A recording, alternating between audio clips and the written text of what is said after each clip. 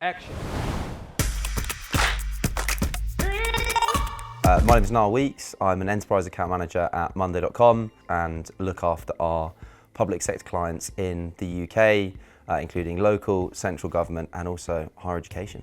In terms of how my career has evolved at Monday, it's changed massively and I'm doing things that I probably never thought I'd be doing.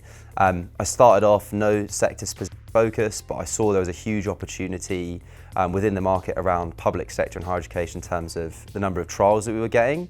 And the leadership at the time said, go, figure it out, like build your strategy.